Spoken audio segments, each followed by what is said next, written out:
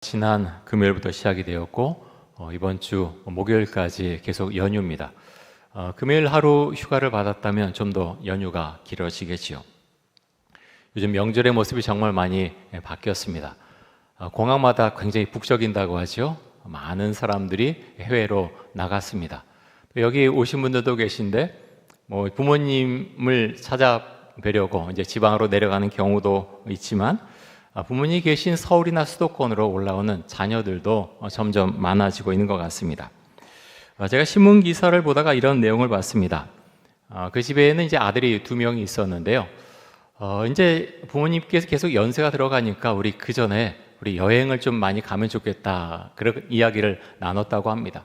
그래서 어떤 제안을 했냐고 하면 한 집마다 매달 10만 원씩 내는 겁니다. 두 아들도 10만 원씩 내고 부모님도 10만 원씩 내서 매달 30만 원씩 저금을 하는 거죠. 그 돈으로 1년에 한 번 그 여행을 가자. 그래서 여행을 다니고 있고, 또 그 원칙이 하나가 있는데요. 가족들이 전부 모였을 때만 이 기금을 사용한다, 그런 원칙을 정했고, 그래서 모일 때마다 외식을 할 때도 있고요, 밖에 해외 나갈 때 그 돈을 사용한다고 합니다. 우리 가족들 혹시 그렇게 할 수 있으면 그렇게 하는 것도 참 좋은 방법이 아닌가 생각이 됩니다. 자, 오늘 감사하는 가정이라고 하는 제목으로 말씀을 전하려고 하는데요. 감사하는 가정 참 좋죠. 감사하는 가정이 되지 않고 나는 불평불만하는 가정이 되고 싶다, 그런 분은 한 분도 계시지 않을 것입니다. 중요한 건 그럼 어떻게 하면 이 감사하는 가정을 만들 수 있는가 하는 점이 우리에게 중요할 것입니다. 여러분, 먼저 가장 기본적으로는요, 감사의 말이 특히 그렇죠. 감사는 습관입니다.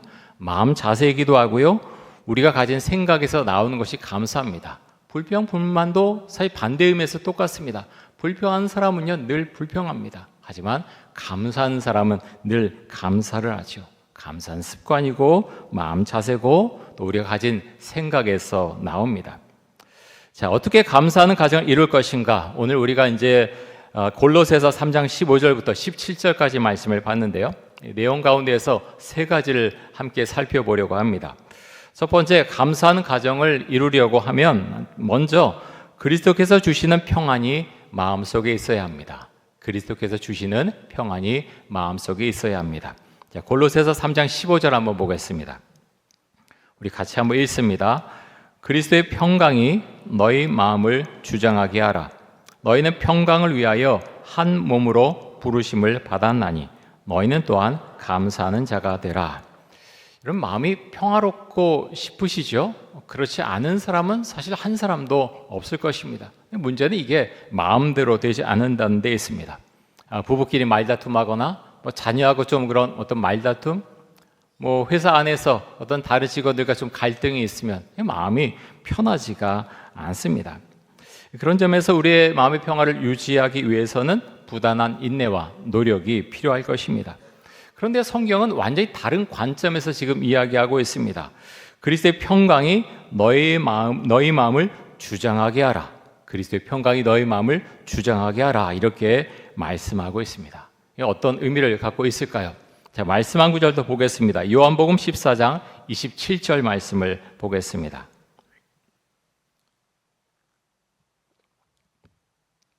우리 같이 한번 읽습니다. 평안을 너에게 끼치노니 곧 나의 평안을 너에게 주노라. 내가 너에게 주는 것은 세상이 주는 것과 같이 아니하니라. 너희는 마음에 근심하지도 말고 두려워하지도 말라. 자, 예수님께서 제자들에게 주신 말씀입니다.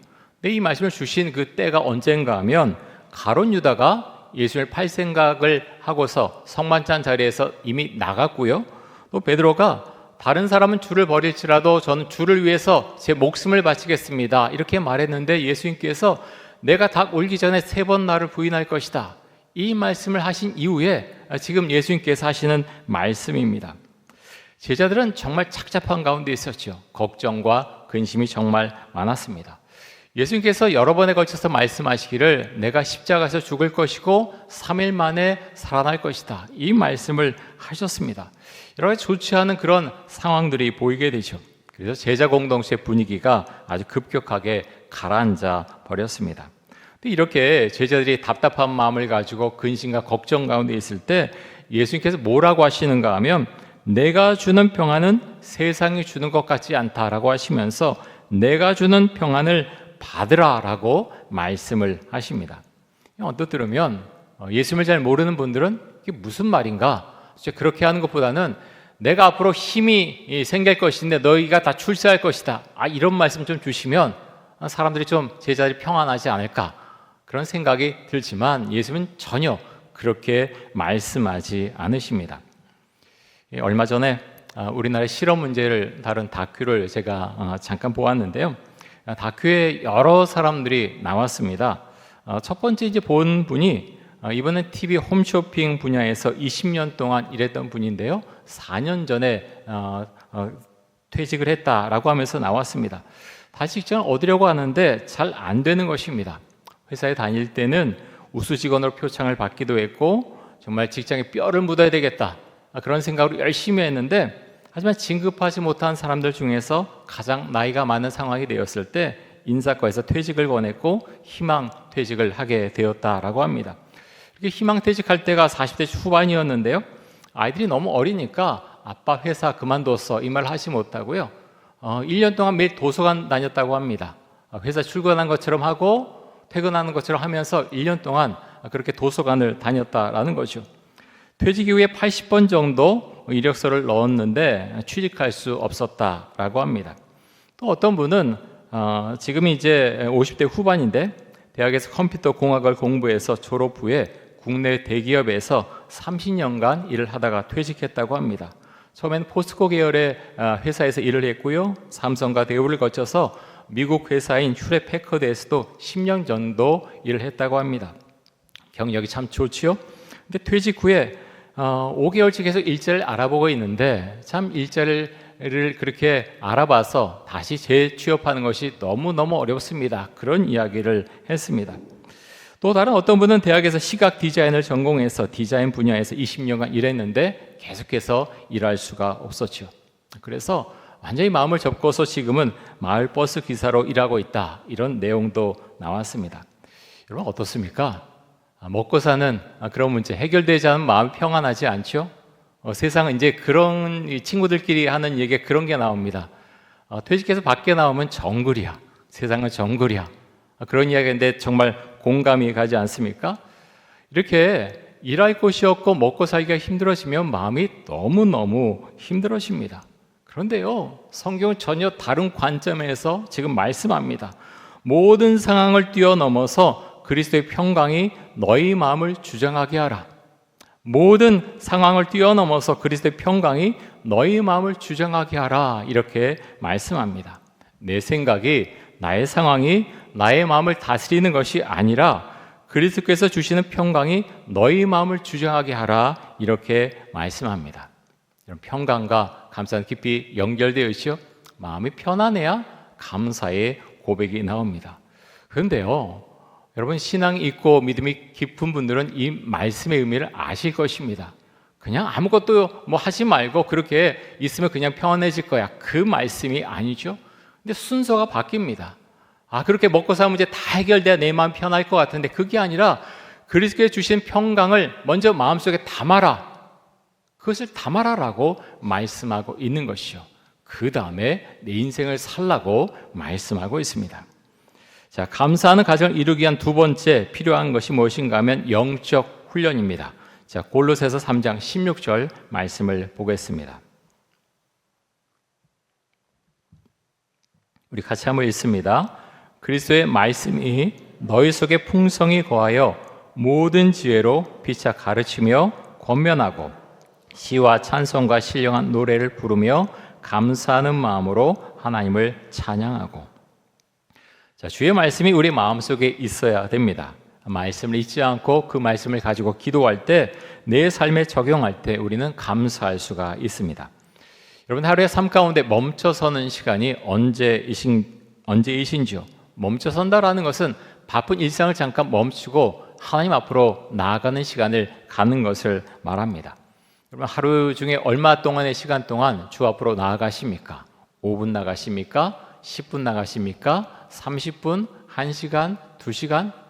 우리가 걸어가면서 운전할 때, 버스 타 지하철 타고 갈 때 이런 시간 갖는 것 쉽지 않습니다. 잠깐 기도할 수는 있지만요, 온전히 집중하기는 어렵지요. 그래서 우리는 반드시 조용한 장소를 선택을 하고요, 또 시간을 꼭 정해서 말씀을 보고 기도한 시간을 반드시 가져야 됩니다. 그렇게 할 때 하나님의 말씀이 내 마음속에 들어오게 되고, 또 기도할 때 주의 음성을 들을 수가 있는 것입니다. 고든 맥도날드 목사님께서 지으신 내면 세계 질서와 영적 성장이라고 하는 정말 탁월한 책이 있습니다. 이 책에 보면 이런 말씀을 하십니다. 인생을 위대한 영적인 힘으로 마감한 인물들은 그저 분주하게 살아서 그렇게 된 것이 아닙니다. 그들은 영적 훈련이 최우선 과제임을 알았습니다. 자, 분주하게 막 바쁘게, 사역도 마찬가지입니다. 목회도 마찬가지죠. 그냥 바쁘게 살아서 영적인 그런 은혜가 있고 그래서 삶을 마감한 것이 아니다라고 그렇게 말하고 있고요. 이렇게 영적인 힘으로 살다가 삶을 마감한 사람들은 영적 훈련이 어떤 것보다 가장 최우선적인 훈련임을 그들은 알고 있었고 그렇게 행했다라고 그렇게 말씀하고 있습니다. 여러분, 성경에 보면 이렇게 영적 훈련한 대표적인 사람이 나오는데요, 그 사람이 누군가 하면 다윗입니다. 다윗이 수많은 시편 말씀을 지었죠. 그 중에서 시편 23편은 사람들이 가장 좋아하고 많이 암송하는 말씀입니다.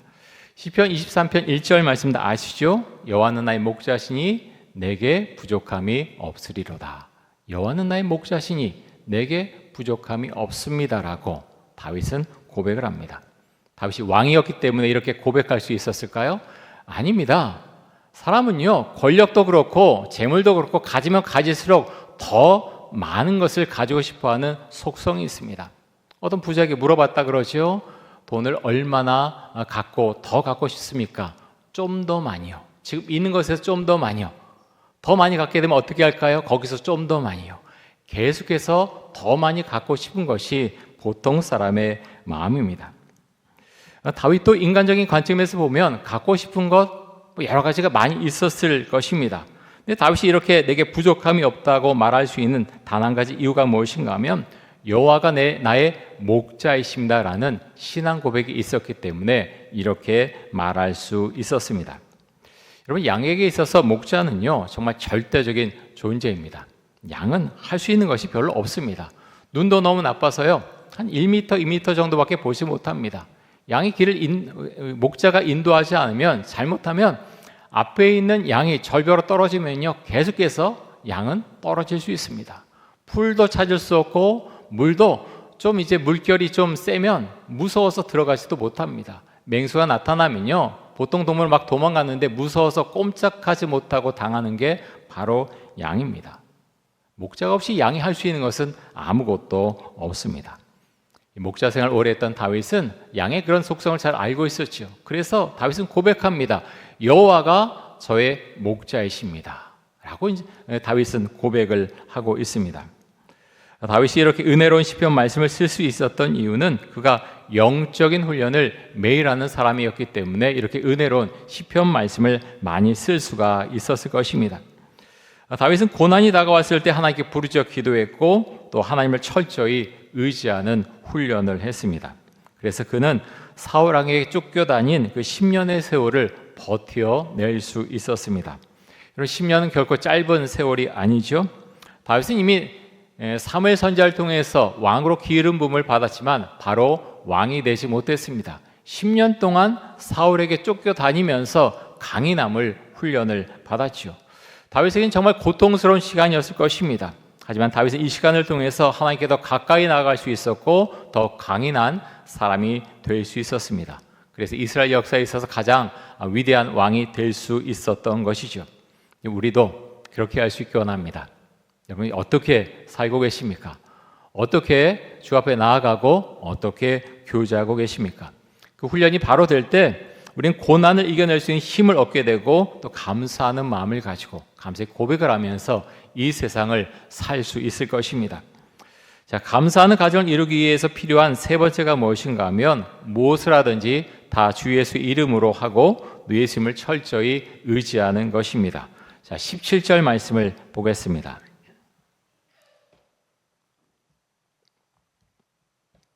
우리 같이 한번 읽습니다.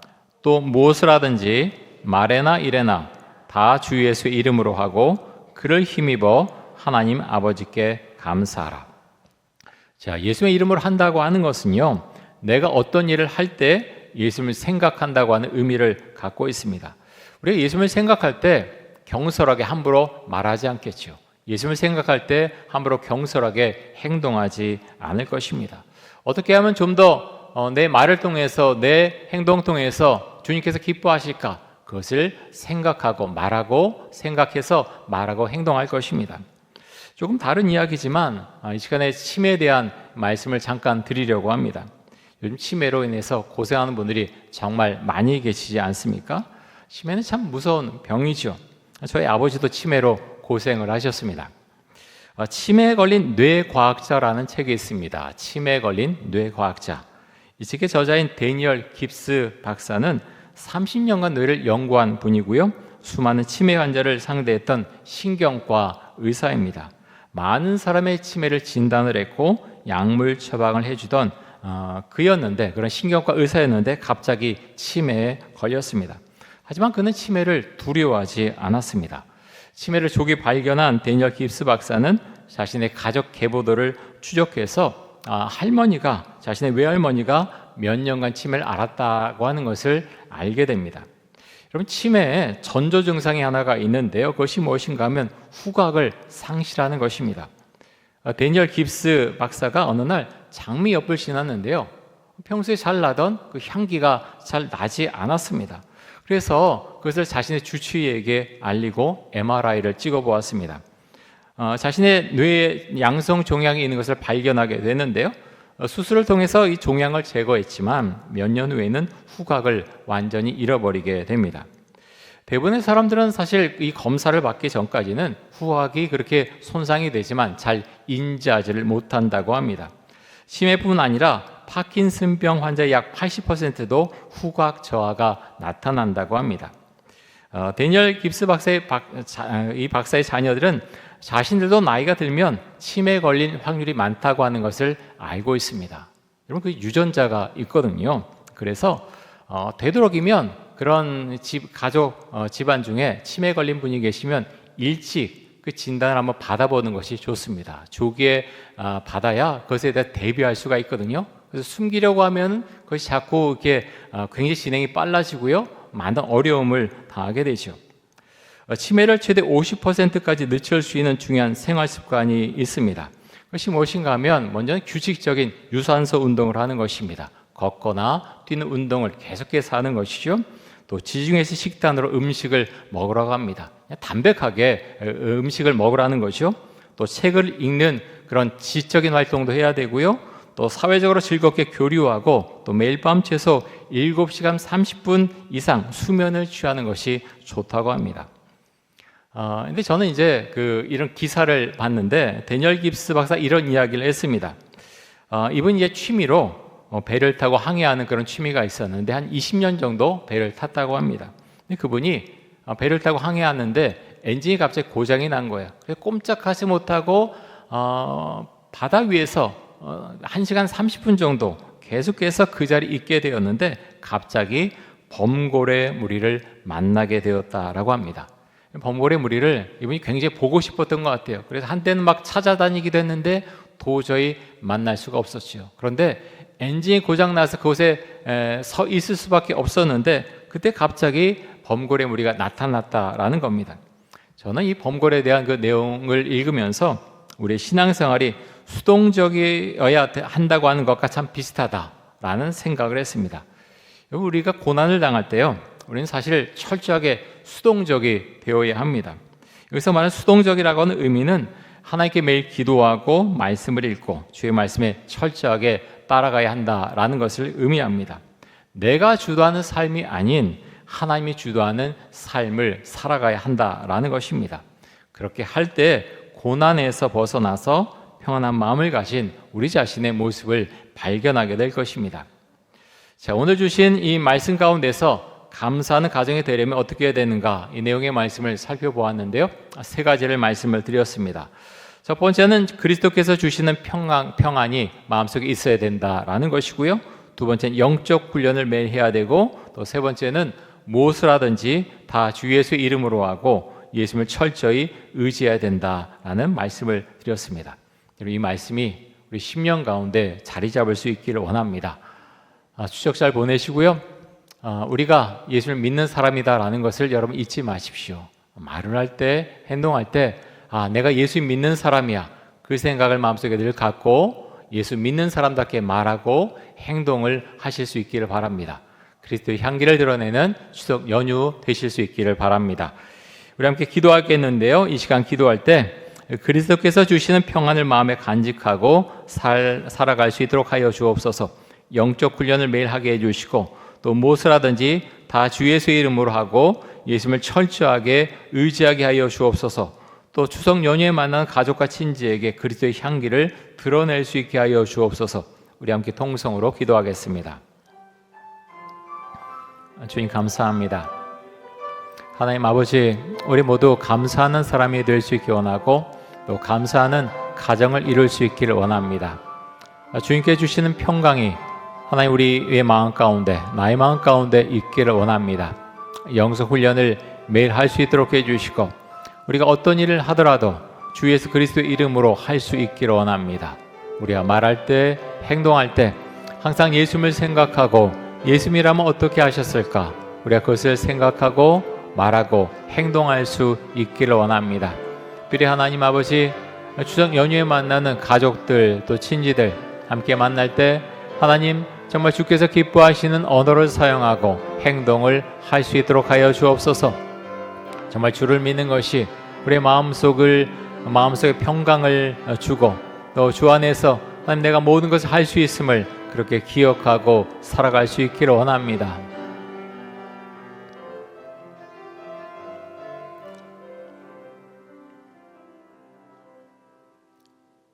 사랑해 주님 감사합니다.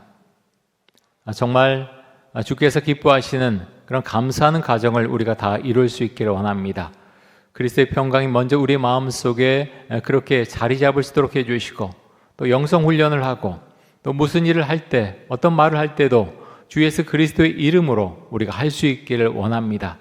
우리가 예수 믿는 사람임을 늘 기억하면서 먼저 예수님을 믿는 그런 기쁨과 은혜가 우리 마음속에 가득할 수 있기를 원합니다. 주께서 모든 것 이끌어 주시고 하나님의 사랑과 은혜 가운데 우리에게 주어진 인생을 힘있게 살아갈 수 있도록 하여 주옵소서. 감사드리며 예수 그리스도의 이름으로 기도드립니다.